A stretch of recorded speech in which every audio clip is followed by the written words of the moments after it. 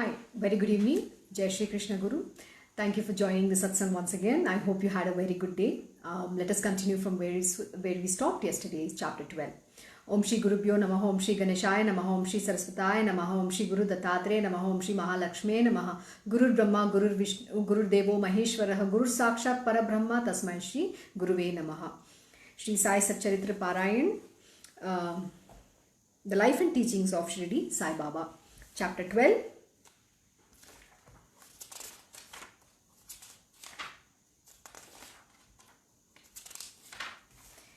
Shri Sant Gholap Ram Darshan.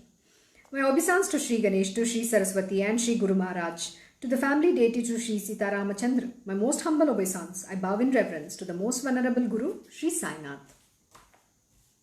So yesterday we had just began the narration of the story of Gholap Maharaj. So let us continue from verse 116 and let us see what happens. It is time for the Aarti. Are you coming to the mosque? But Shastri Bua, with his rigid adherence to the rules of Sovla, felt all the awkwardness of his own situation. So he replied, I will take darshan later in the afternoon. Jog then began to make preparations for the Aarti. Baba had already come back and was sitting on his seat talking to people. The people offered their puja and now everything was ready for the Aarti to start. Suddenly Baba said, Go, bring dakshina from the Brahmin who has just arrived. At once, Bapu Sahib Bhutti himself set out to ask for dakshina. Mule had just finished his bath and having donned the sobla, was sitting in an asan yogic posture with a calm and steady mind. As he heard Baba's message, doubt at once assailed his mind. Why should I give dakshina? I am a pure Agnihotri Brahmin. Baba may be a great saint, but I am not beholden to him in any way. Why does he ask me for dakshina? His mind was divided. On the other hand, a saint like Sai is asking for dakshina. A millionaire brings me the message. Mule had doubts in his mind, yet he took some dakshina with him. There was one more doubt. How could he go to the mosque, leaving incomplete the ritual he had already begun? But he could not bring himself to say no to Baba. A doubting mind has no firmness of resolve, for his mind always wavers. It never decides one way or the other. His state was like a trishanku. But then he made up his mind to go, entered the Sabha Mandap and stood at a distance. I am Sovla, but the mosque is Ovla. How can I go near Baba? So thinking, he showered flowers on Baba from the palms overclosing each other. But all this took place only from a distance. And lo, before his very eyes, a miracle took place. Baba became invisible on his seat. Instead, he saw there his own revered Guru, Gholap.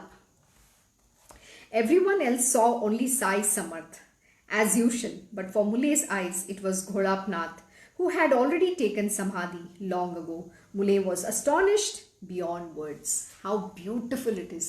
You know, there's a very important lesson in this and it's very profound. That is, how devoted are you to your Guru? Or we say the Ishta within your being. We all have our Ishta. Ishta means the one God whom we adore the most, who is everything of everything to us. That is your Ishta. And when you are only seeking that, the Guru, gives you that darshan in that form. So my Guruji has taught, as is your faith, so are her experiences. And also, whatever that you will experience is based on your innermost being's desire to experience the divinity. And this is the truth. There is a reason why the great masters do certain things. In fact, there's a very beautiful story of my Guruji, one of his disciples.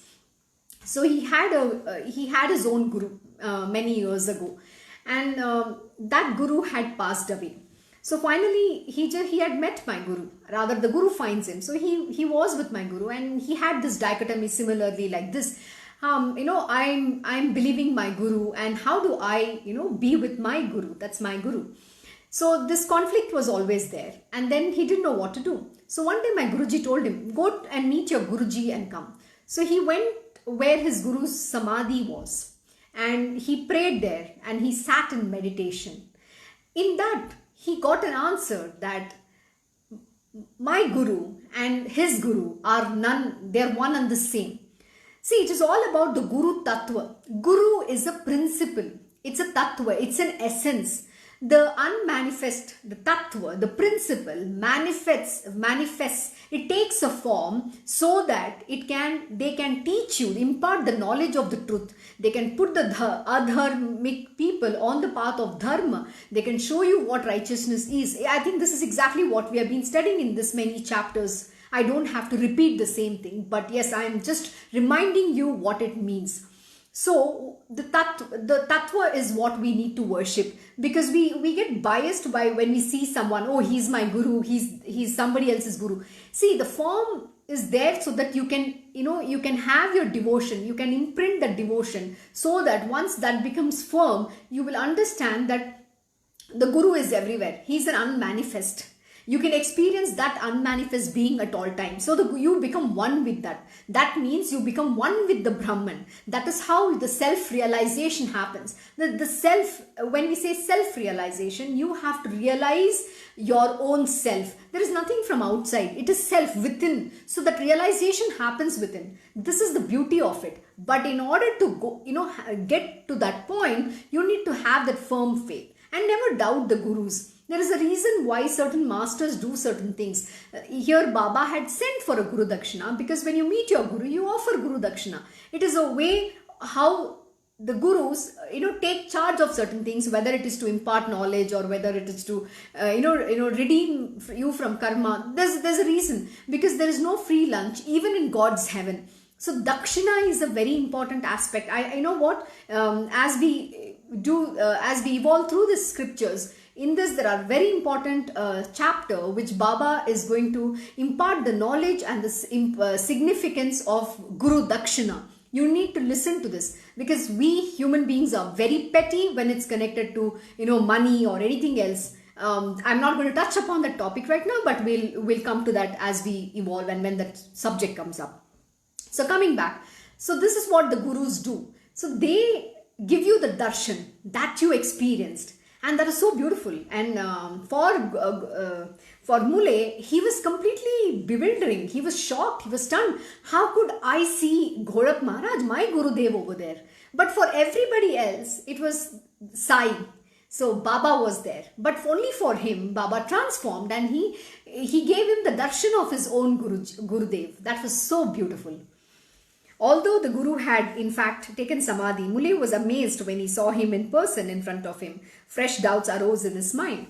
Okay, furthermore doubts. This is how our mind works. It doesn't want to accept. To think that all this was a dream. He was certainly not asleep, and yet if awake, how could his Guru be sitting before him in person? How was his mind so confused, so flustered? For a moment, he was left speechless. To make sure, he pinched himself, saying, "This cannot be all false. Why should I have needless doubts and suspicions? I am here not alone, but with all these others too." Mule was really a Gholap devotee, and though he had doubts about Baba earlier, later on he became Baba's devotee with a pure, unblemished mind. How beautiful is. Similarly was the story. Finally, when my Guruji's disciple, and when he got this understanding, his own Guru said that him and me are not two different beings, and he saw his Gurudev in my Guru, and that is when he understood a similar experience with somebody that had happened, and then he started having the faith, and my Guru's teaching him today. But you need to have your doubts removed. You need to have that firm belief. Only then can you evolve. Similarly, our many other students sometimes say, this is how it works, right? An example, in my case, I had to come to my Guruji after many years of having gone through those search. I had to finish certain karma. Until then, my Guru wouldn't meet with me. Actually, that was mentioned in one of the chapters or the same chapter in some verse. till that appointed timing doesn't happen, till you don't finish, till that grace doesn't come, till that call doesn't happen, the Guru will not find you and you can't even meet him. You might try many times. Yes, in the same chapter we did in the beginning, few verses, you can try as many times as you want, but if that moment is not there, you can't come. So everything is the will of the divine alone. Similar is the case with some of my Guruji's disciple as well. So what is happening is they have gone and tried to search for some of the gurus, or they were in search. They had this quest of wanting to be spiritual or knowing what spirituality is all about. So you go into different things, and then finally you are with somebody else and you learn all that, and it's imprinted in your mind. But finally, when my Guruji found them and he brought them to him, there is too many doubts. So they're trying to use the material worldly knowledge and whatever they have learned in internet and scriptures and somebody who has taught them, they bring all that here. Please note that when you meet the real master, you have to first undo everything that you have learned, including your material knowledge, the ways of life, how you have been living all these days.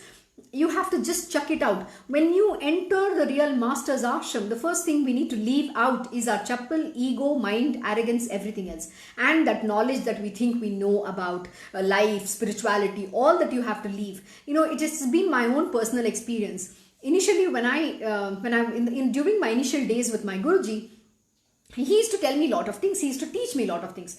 I was always like, no, this is not how it is, and this is what I've learned. I believe that is what is right. So you're so fixated in your ideas and you're not breaking out of it. Why? Because for many years we have followed certain methods, certain way of life, and we have listened to our parents, we have listened to our relatives, friends, and at work, our bosses, you name it. We have listened to everybody, and we think that is what is the way. But when the truth is being taught, we question that truth. And that is where you're going to make the biggest error in your life. Because, the fact is you're sitting in front of the truth and here you're questioning the truth. How ironical is that? I feel very sad. And I've made this mistake, innocently during early times. And that's why my Guruji will allow for people to make those mistakes, because they don't know. We are ignorant at that moment in time because our coverings are still there. And then once we get initiated, or even initiation is a separate subject. I'm not even going to talk about it now. But to just let you know, initiation is not given to everybody. It is Guru's choice and his decision as to who will get initiated, and that is a different story altogether. But even otherwise, it doesn't matter about whether you need to be initiated or not. The fact is that when you meet the real master, he's going to teach you different things. So he's going to unveil, the coverings that you have. He's going to remove one layer at a time, and that process is going to be very painful. But you need to go through that process. Then you have to shut up, shut your mind, shut your mouth, and listen, absorb and imbibe and learn. It is not so easy. You might listen to the same lesson over and over and over and over again, a million and a billion times, yet it is not going to enter your mind. This is how it is. That is why every time when I say certain things, though I might have explained in the past chapters or previous verses, but it is important to reiterate that lesson over and over and again, because a human mind cannot understand. It's always going to doubt. It doesn't, you don't listen, you hear. 99% of the time, you're not listening, you're only hearing, because your mind is talking constantly. First, we need to get rid of that.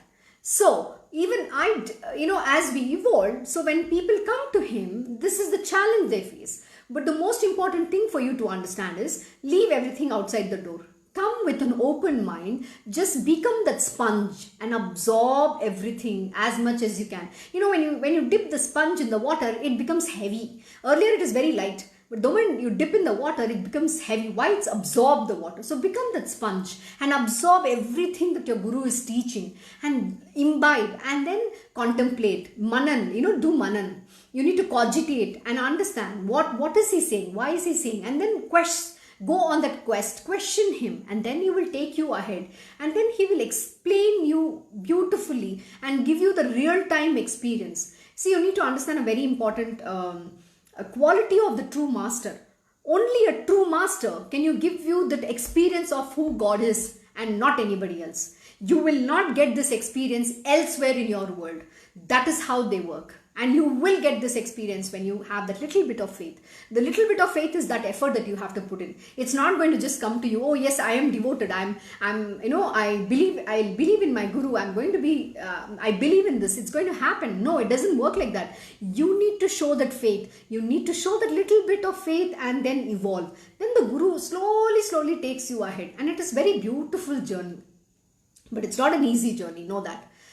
But the guru will always cushion it. He's holding your hand. He just wants you to see how good you are, how much you can live these lessons that he's teaching you.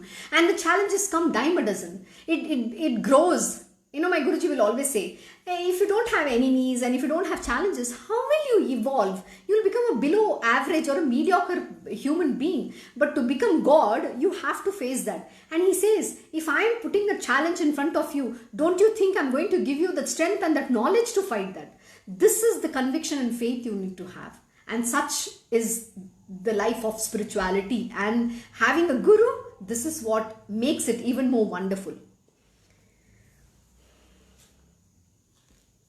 Mule was really a Gholap devotee, and though he had doubts about Baba earlier, later on he became Baba's devotee with a pure, unblemished mind. Himself a high caste Brahmin who had acquired proficiency in Vedas and Vedangas, the Darshan of Guru Gholap in the mosque had left him wonderstruck. He then went up the steps, bowed at the feet of his own Guru, and stood at a loss for words with folded hands. As he saw his Gholap Swami in ochre robes, in the ochre chakti of the sannyasin, Mule rushed forward at once and embraced his feet. The pride in his high varna fell off in an instant. The eyes were purified with the collyrium of knowledge as he met his Guru. The light eternal and his soul was enriched with that treasure of knowledge. The proclivity to doubts and suspicions melted away. Love for Baba gushed out. With half-closed eyes, he stood gazing at Baba's feet. Okay, how beautiful it is. I literally feel such, the beauty, the joy, that bhakti in your heart. And this is what it means. You know, how devoted someone can be. But the pride that he had, that he is that Brahmin and he's not going to bow down to someone who's, a Sufi, a Muslim saint, that's what he had, the pride. But this pride gets broken. Baba just told him that I am that, which means I am the Brahman. I can be anybody. You can see your Gurudev in me. That is who I am too. So the Guru is an essence. It's a tattva. It's a principle. It can manifest itself in any form, anywhere. That's the greatness. And only, again, this experience can only be given by a true master. In fact, in my Gurudev, okay, in my Krishna Guruji, I can experience any divinity that I want. It is just the faith. I have in him. I've experienced the Mahavishnu form. I've experienced Baba. I've experienced Buddha in him. You name it, I've experienced it. That is the power he holds. It's so beautiful. Like I said, when I was very sick in Singapore, and this has happened not just once, many times, when I have been terribly sick and just calling out to him and saying, just be with me. I have experienced him sitting next to me and tending to me in his astral body and taking care of me. Such is the greatness of my Guruji. He doesn't leave you. He's always there. In what form, how he comes, you don't know. But I can experience anything in him. That is the greatness of my master. He's given me the experience of who God is. And only a true master can give you this experience. Know this. But they will appear extremely ordinary human being. They look so ordinary that is the Maya that they show to this world. The form or the experience can only be experienced by a true seeker, by a real devotee, and not by any ordinary human beings. And I think in this chapter, we did a very important lesson in the beginning, that Baba shows his grace equally to both the wicked and the good people. There is no good and evil to them. Both are same. And he said he gives the opportunity to those who are on the path of unrighteousness, so that they can, become righteous. I love this thing. It hit me really hard, this beautiful lesson for myself. I asked my Guruji, why is that some people are so mean and yet you give them an opportunity to be with you or do something? He did explain to me. Probably it didn't really enter what it actually meant. But even when I read this, I really understood what it means. It means that everybody needs to get a chance to become divine, to become good. And that is why these great masters incarnate, they manifest. They want to give the worst person possible a chance to become divine. So he said they've already fallen below below gutters. It's just rock bottoms. They cannot fall any further. They've already gone so low that I am giving them an opportunity. It is up to them to rise or not. But grace has to be on everybody. An opportunity is given to everybody. How many take it, it is their choice. But at least these great masters make an effort to give them that opportunity so that they can redeem themselves. This is the greatness of such real gurus, not the fake gurus and people who have this fancy name, title, running a conglomerate and teaching you all sorts of nonsensical stuff. A real master is such loving mother and that father or the brother or sister that you can ever experience in this really material worldly ways. He is beyond all that. The father that you can never imagine to be, that is what he will be. The mother, ever compassionate, who can take this entire universe and this entire creation as her own child, and that is the guru. The guru treats everybody equally. He doesn't see what caste you come from, what creed you are from, nothing, no race, nothing. But a guru can pick you up and make you that paras money. That is who the real true masters are. It was the accumulated merit of several births that had come to fruition when he had Sai's darshan. And as he bathed in the sacred water that was Sai's feet, he felt that good fortune had smiled upon him. Everybody wondered what had happened all of a sudden that after throwing flowers at Baba from a distance, how was he now actually lowering his head on Baba's feet? See, you have to give up your ego and arrogance and everything. Your head has to bow down. It has to bow in love. It has to bow with humility. It's very important. Not sit there in equal and in talking to them in a most arrogant manner and making fun and whatever it is. Even in jest, you say whatever comes to your mind. You cannot. You need to show that devotion and respect to these great masters. All the others were singing Baba's Aarti, but Mule proclaimed in loud tones Gholap's name and sang his Aarti at the top of his voice as he got more and more absorbed in the love of his Guru. The pride in the special purity and sacredness of his Sovla evaporated. The rigidity about touching and not touching softened. Instead, he prostrated himself before Baba in obeisance as his eyes closed in blissful joy. How beautiful this is. I think you understand the importance of what it means to really fall at a Guru's feet. All your pride, ego, arrogance, everything is destroyed the moment you touch your head at their feet. You surrender, you get transformed. Such is the power, such is the greatness of such masters.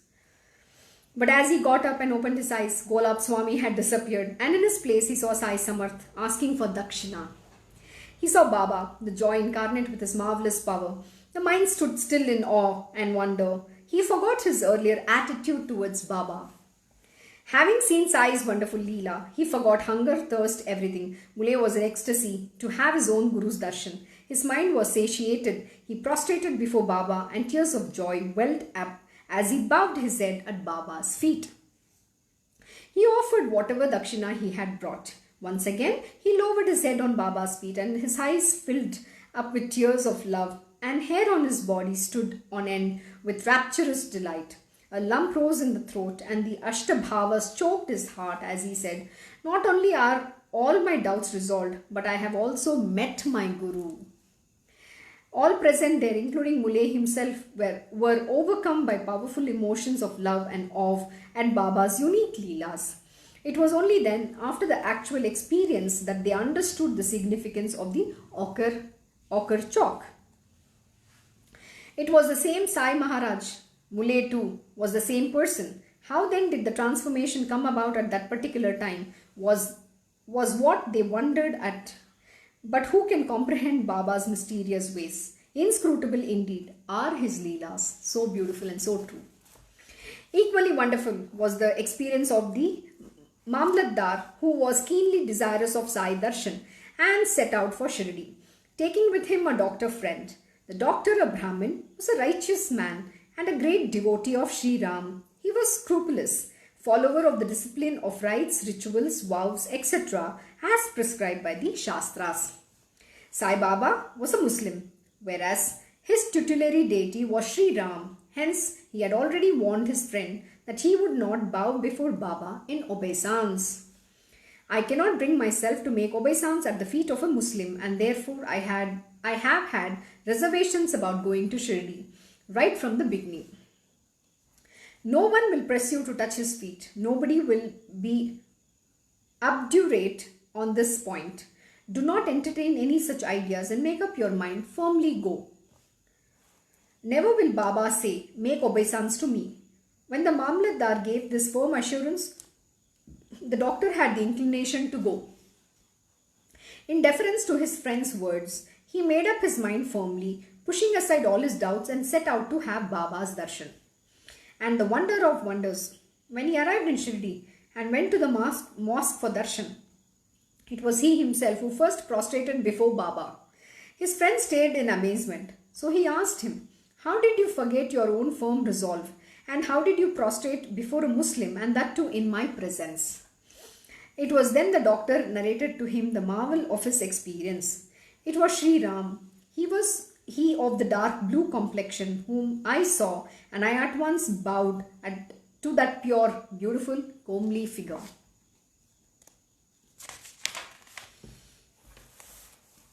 At this, the doctor was all astonished. How can I call this a dream? How can he be a Muslim? No, indeed, he is a yogi and incarnate of God. This is what it is. We have our own stupid and petty ideas, and we make judgments about a great master. And we think we have our ideals and how we fall, how we want to worship, how we want to, pray, too many things, right? And we give into our egoistic behavior. Oh, I'm not going to touch the feet of a Muslim. What is a Muslim? What is a Hindu? It's the divine alone. Allah Malik, the one who's the Malik of everybody. You call Allah, somebody calls him Krishna, somebody calls him Jesus. It's only the name. The form is one. It's a formless. Everybody is one alone. There is nothing, and every religion is only leading to attaining that path. It's going towards that one. So it doesn't matter in which form you worship him. But what you need to understand is you cannot have your egoistic behaviors or judgments over here. Similarly, these people, to all such people who had their self-conceited and this mind giving them stories, Baba gave their own experience to show who Baba was.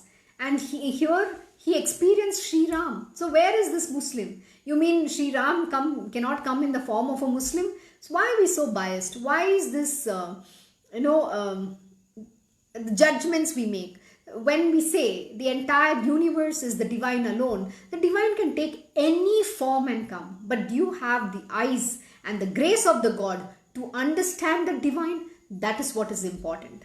So always seek for that grace to be able to experience the divine. So Baba, like this, gives everyone the experience of their own Ishta, they believe. Only not because he wants to show he's the greatest, but he's breaking that myth that these people carry. They want to break that self-conceited, egoistic judgment that the mind has made, so that they should not fall down and commit sins. Rather, they should evolve. That is what Baba did.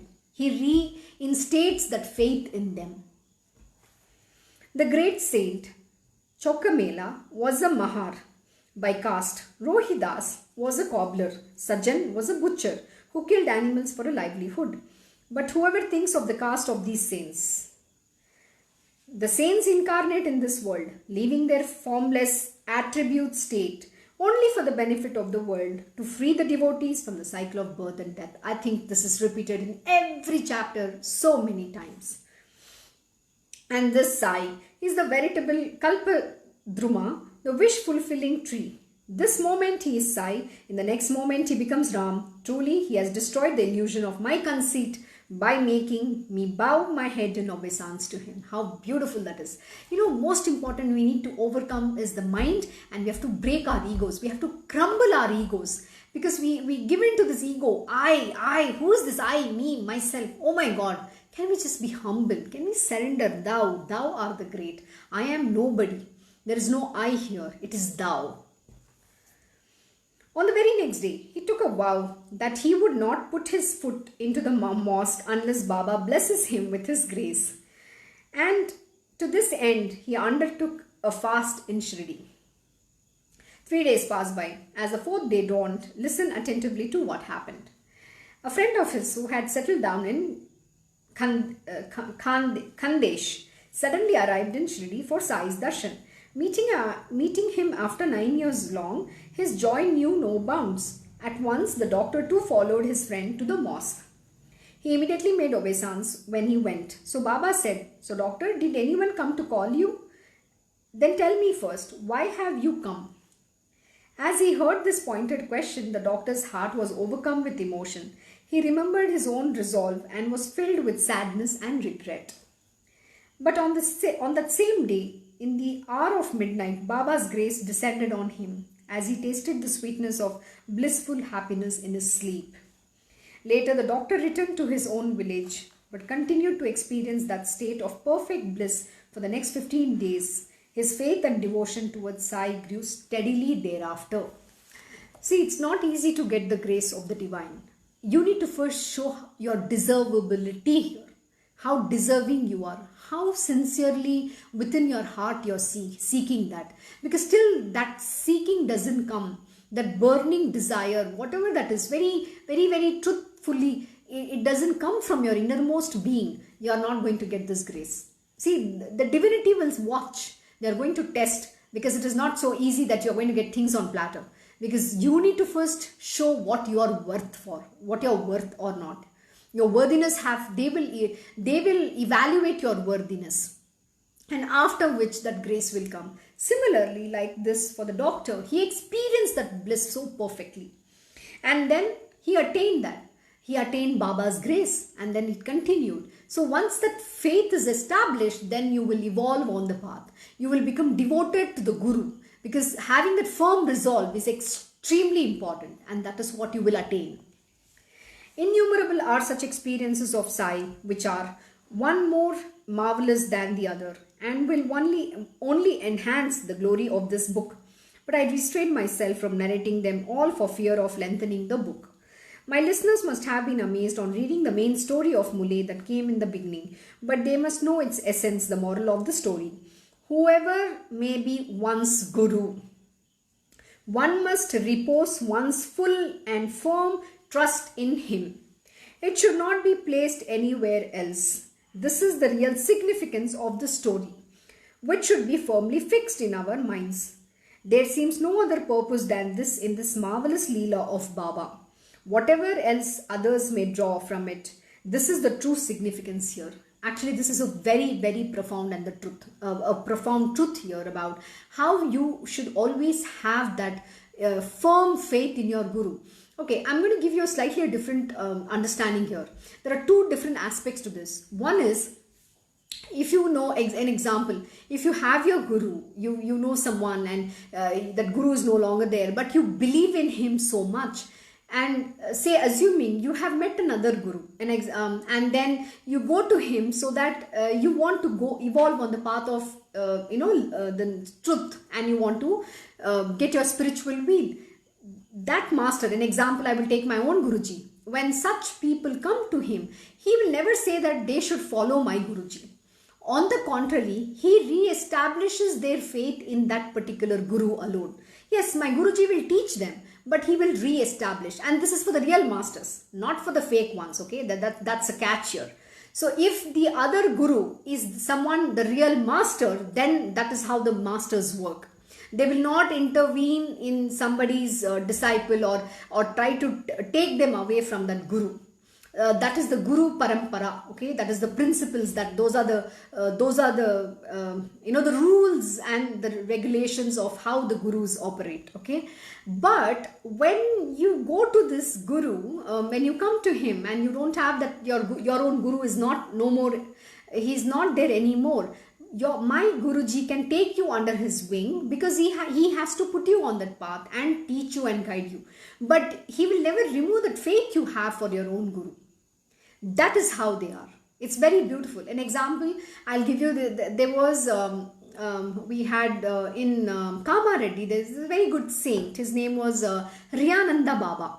And every time we went there, we went there because he was himself an ardent devotee of my Guruji.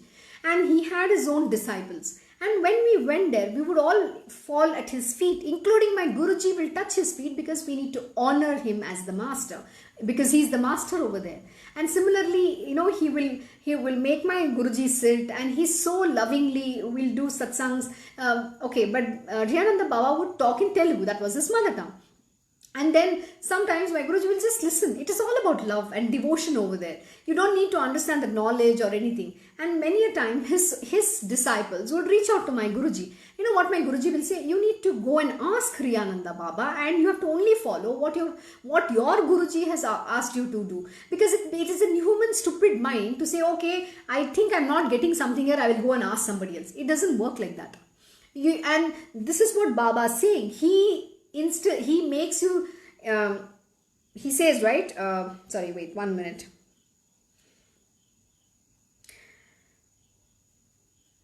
Yeah, whoever may be one's Guru, one must repose one's full and firm trust in him. So this is what Baba also does. He reinstates your faith in your Guru by giving you the darshan of the Guru or the God, because that is how the devotion has to be. And you will have to continue to that.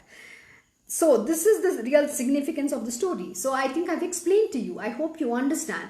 So don't get confused with, thinking that if you're going and following all these great yoga gurus or meditation gurus, or somebody's teaching you Kriya Yoga or whatever, and where you're not getting that experience of the truth and there is no progress. This is not the Guru you need to follow. The Guru is the most abused word, because anybody calls them by the word Sadguru or anything, right? You can call yourself whatever you want, but you're not, that is your choice, how you want to portray in the material world. But a real master is never going to call that, but that is who he is. That is how it works. My Krishna Guruji didn't get his name himself. He did not call himself. When somebody asked him, what is your name? He said, Krishna knows, which means God knows. And that is how it became a pen name. He goes by Krishna knows. But we revere him.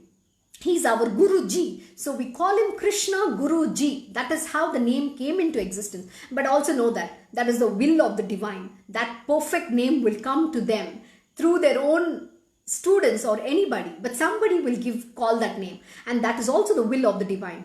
That is the words of their own wisdom. We cannot say that we gave them that name. That's not how it works. I hope you understand this. And that is the divinity who they are. And this is what we forget. We judge. So don't judge. And also, when we say that you have to address your Guru by a certain name, it is very important. And please do not call by first name. They are not your childhood friends or chaddi dost, okay? Oh, he's my friend. I can call him Krishna. I can call him anything. No, it doesn't work. Please address him Guruji. Ji is a very important thing. Respect. One day, I by mistake said, when I was reading Shri Ramakrishna Paramahamsa Ji's Gospel Truth to my Guruji, that I addressed, Shri Ramakrishna said this. He gave me a peace of mind. He said, who do you think you are to say Ramakrishna? You think what Ramakrishna is your friend, is it?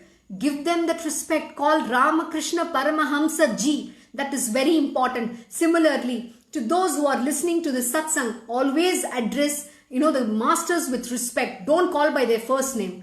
My Guruji never corrected us, and he said, till we do not get those lessons, we think we are allowed to call him by however we want and talk however we want or behave. Similarly, Arjuna in Bhagavad Gita says to Lord Shri Krishna that, please Lord, forgive me. I haven't just called you, oh Yadava, hey Madhava, oh whatever it is, right? I've taken you for granted. And Arjuna seeks pardon. Similarly, please respect. Do not call by, the first name of to your Guru or any great divine beings. Address them as Guruji. It is extremely important. And if you do not address by your self-conceit and self-deceit, you will suffer the repercussions for that. Know this very well.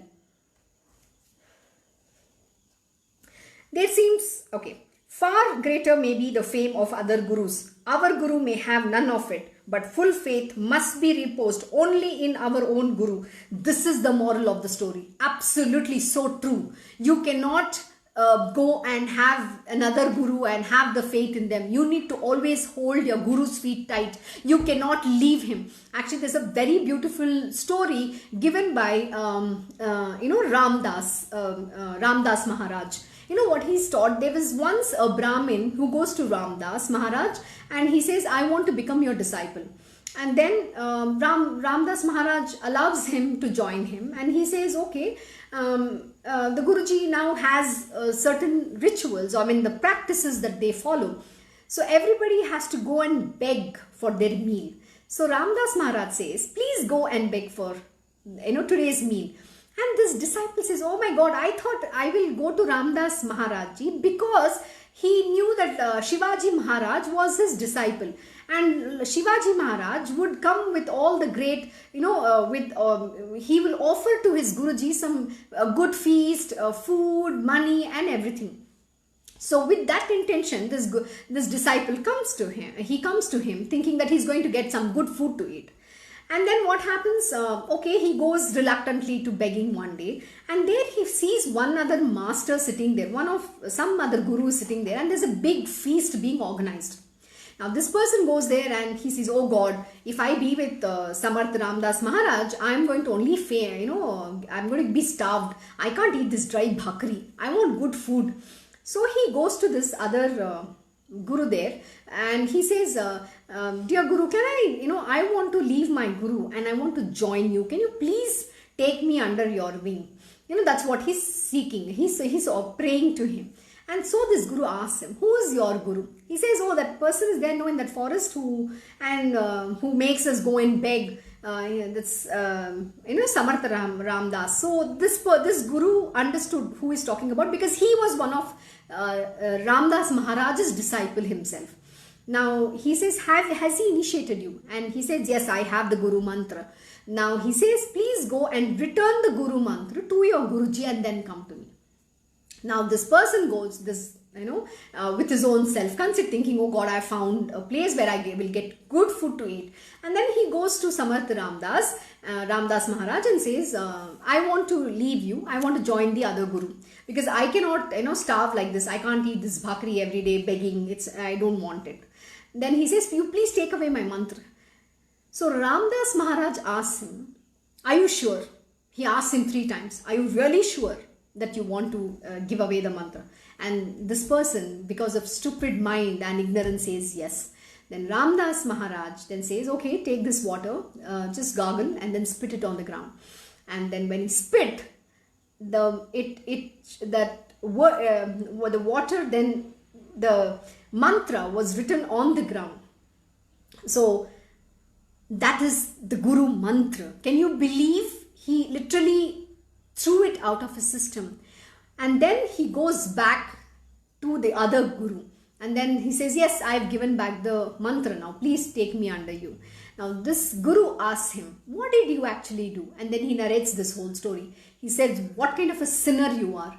You will neither get God nor even entry in the hell. How can you return the Guru mantra? The moment you have done, it's the biggest sin that you have ever committed. This kind of karma can never even redeem you. You're always going to be lost. You will never get any spiritual wheel or no other Guru will ever take you because that mantra is the mantra of Lord himself. I forgot what exactly was the mantra, but that mantra, it was the divinity himself which was instilled in you and you threw that out. Such is the great grievance this person had committed. So you need to understand, you should never leave your Guru ever. That is the model of the story. Always have that absolute faith in that divine master. And when you leave him, you incur greatest of the sins that you can ever imagine. That is, I can't even describe how worse that is. Whichever sacred texts or Puranas you search, in essence, they are full of the same significance. But faith does not come easily unless one gets a direct proof of it, as in this particular experience. Without a steadfast faith, those who parade themselves as self-realized souls suffer all through their lives, as we see clearly time and again. Absolutely true. most important is, first you need to, for faith to happen, you need to get the direct experience. And the direct experience will come when you don't have the self-conceit of your mind. You're not coming there to test a master. You're not trying to come and check whether the master is true or not, or whether your understanding is there, whether he's going to give you that experience and what is that you're going to get. If you come with that self-conceit of what is that I'm going to get, or am I going to get something better here, with any deceit and self-conceit, please know that that experience is never going to be given to you. You're never going to get it. Don't use your mind and come. That is why we say, when you enter the shrine of the Guru, please leave your ego, arrogance, mind and chappal and all that you have learned outside his door and come with humility. Be subservient. Sit there as an humble human being. That is the first mark of a true spiritual seeker. And this is, it's actually, it's like a chicken and egg story here, because if you don't have the faith and you're not coming with the real aspirant and with the true, with a pure heart, then you're not going, the Guru is not going to give you the direct experience. The direct experience is given only to those the Guru knows have something goodness in them, not otherwise. So that's the first rule you need to know. And the second thing, it is said here that without a steadfast faith, those who parade themselves as self-realized souls suffer all through their lives, as we see clearly time and again. Yes, so again, without steadfast faith, absolutely, faith is the first word in the word of the spiritual, in the spiritual dictionary. Faith is the foremost word. Without faith, you cannot attain anything. Let me tell you very simply, this is my own story, right?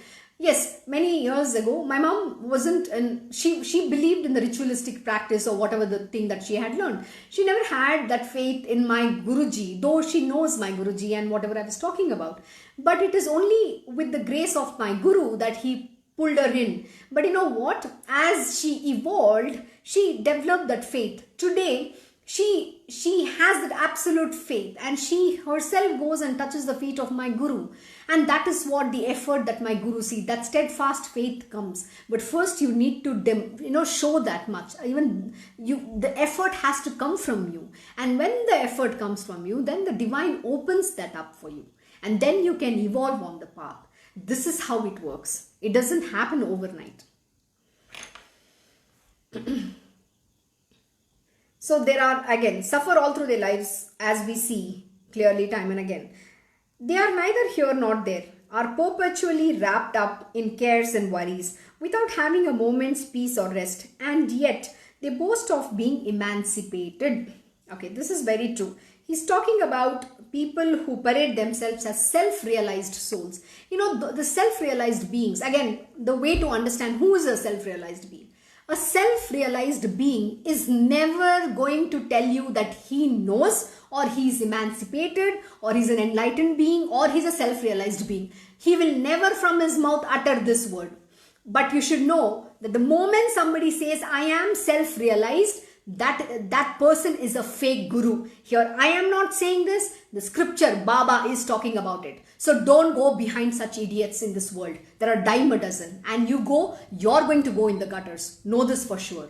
Here, Baba is very clearly saying a self-realized being is never going to say that I am a self-realized. He's a self-realized being. He's not going to put a banner on his head that I am self-realized. But every other soul who propagate themselves, calling big names, wearing a costume and attire and telling, I am this, I am emancipated, giving all sorts of nonsense and BS. Do not believe into them, because you're going to go in gutters. Forget about them. They're anywhere there. This is what it says, right? Suffer all through their lives, as we see clearly time and again. They are neither here nor there, are perpetually wrapped in cares and worries, without having a moment's peace or rest. And yet they boast of being emancipated. They themselves don't have contentment. They themselves don't have truth. They don't have peace or rest, because they're constantly involved in worldly affairs. A true master is not going to be involved in the worldly matters. He's detached from this world. To find him is the most difficult thing. He might be walking amidst of you, but you can't recognize him. Such is how they live. They live incognito. You can only see them with grace. Even if you meet them, then you'll question, oh, he's looking very ordinary. How can he be a real master? That is how the mind will throw doubts, and that it'll create dichotomy for you. But this is the mark of recognizing who a real master is here. The scripture is quoting here, and I hope you understand. And you should know this. And when you have this grace, please take that grace. Don't show your ego and arrogance over here.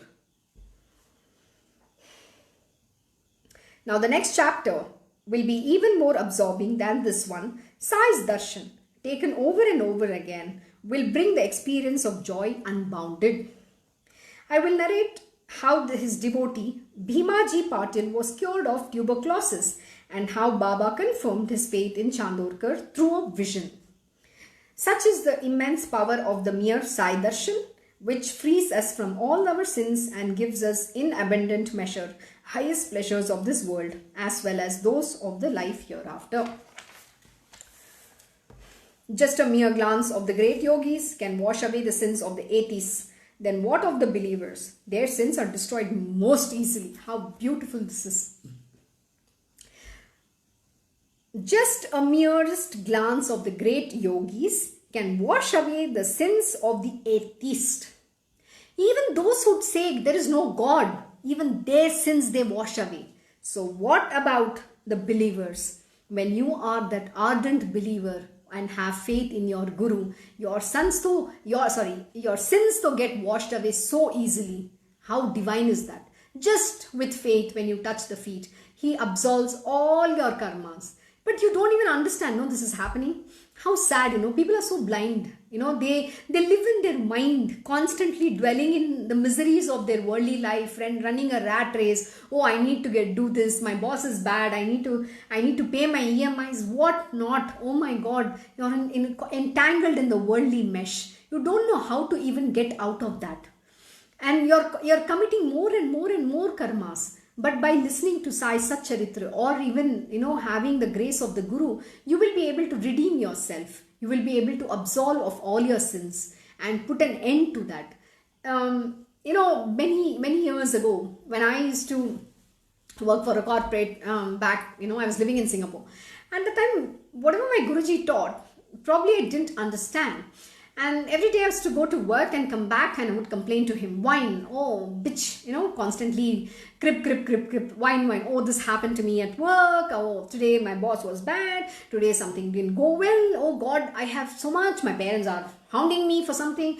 My relatives are doing this. Oh my God, I was wasting my Guruji's time in the sense I didn't know, because you don't understand that moment, that priceless moment. The time is very important. Your Guruji is not sitting here to listen to all these worldly problems that you're into. He only cares about your spiritual weal. How does it matter whether my mom is not well or my dad is doing something or my boss is doing something? Why is the master concerned? He is only focused about your spiritual growth. What is happening in this material world is connected to this body. It is very unreal. Why are we believing that I am this body and getting lost in that? So please, know that when you meet the real master, don't go first with a begging bowl. Second, don't talk about what is wrong in your world. He's all knowing. He knows that. And also please accept your life the way it is. Because reason being, this body has come with certain prarabdha karma. Whether you like it or not, we have to expiate it. And that is why this human birth is there, so that we can finish our karma. So whatever the karmas we have committed and whatever the prarabdha karma we have come with, we have to finish it off. So let it be, let the destination, shorter route to the destination. Why are you going to take longer route by getting into many more entanglements? You don't need to. So this is the truth you need to understand. And that understanding can only come when you first learn from your Guru. Stop cribbing about all this. And after many years later, this lesson was completely, embedded.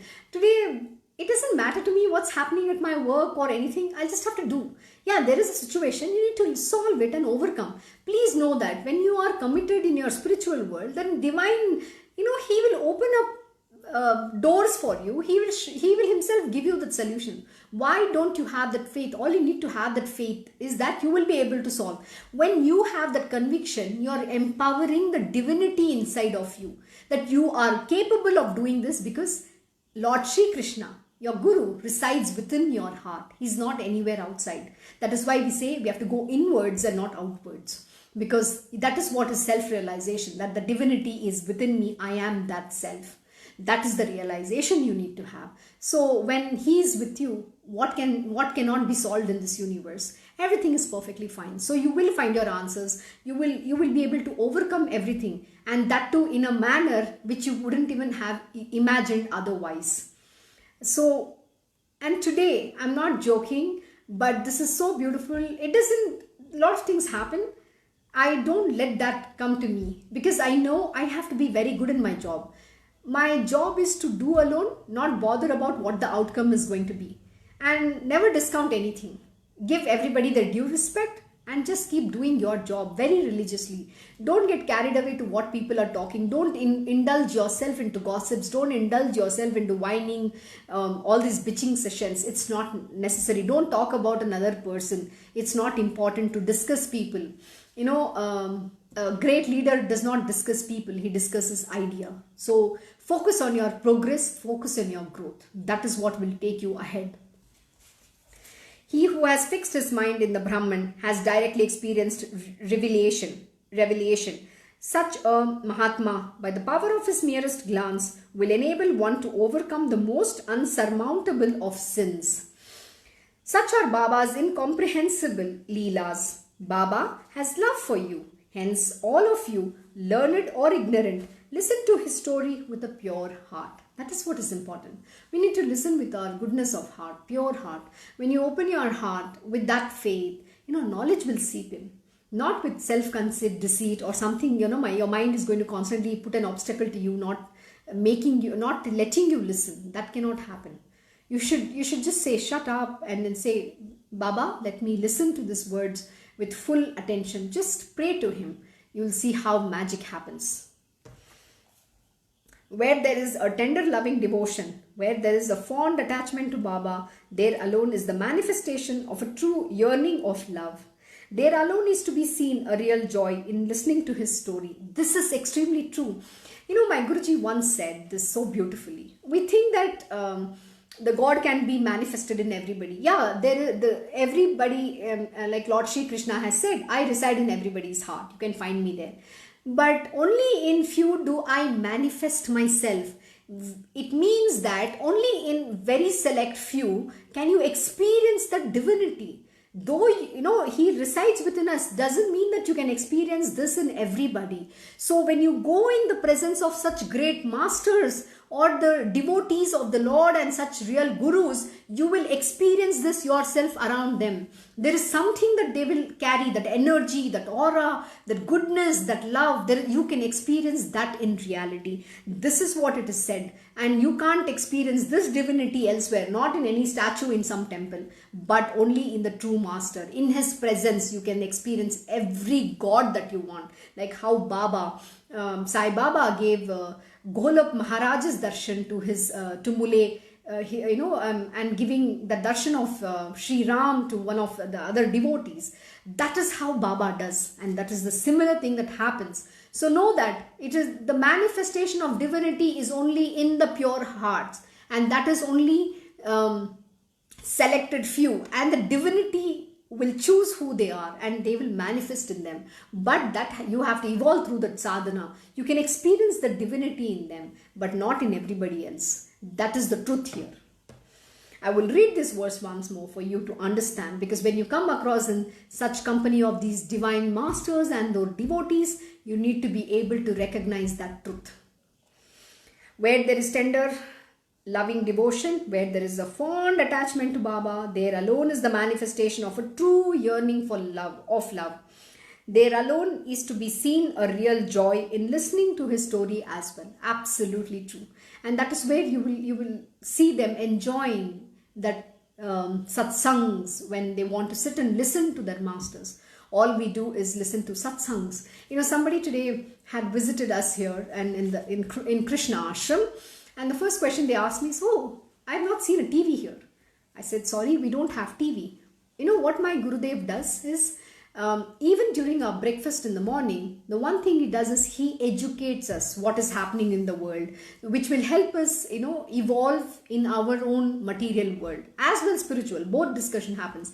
But he's always giving you the knowledge so that you evolve. Similarly, today when this person said, oh, there is no TV, oh my God, this is a shocker, I have not seen a house without a TV. So then I said, this is not a house, sir, this is an ashram. We live Krishna's, Lord Shri Krishna's way of life here. And if you see this place, we had our beautiful bookshelf. So he was looking at all the scriptures. He said, wow, I didn't know about that somebody lives like this here. So that's the kind of impression, because we are not watching some crappy stuff and wasting our time watching in some, getting lost into an idiot box. No. And even when we watch movies, we do watch movies. In that, we learn. My Guruji teaches lessons which is going to help us evolve. So it is all about learning. There's not a moment rest you can take here. Yeah, you can get your rest whatever you want, but it's all about learning throughout the day. And every day is not the same as yesterday. Every day has its own way how things pan out. So that's how beautiful it is to live under the wing of a divine guru and do service to him. And ashram is nothing but where you come and put efforts. And where your guru is, that becomes the ashram, where you come and take refuge at his lotus feet. So with this, Hemad bows in Sai's feet, at Sai's feet, which alone are a sure and true refuge of the faithful.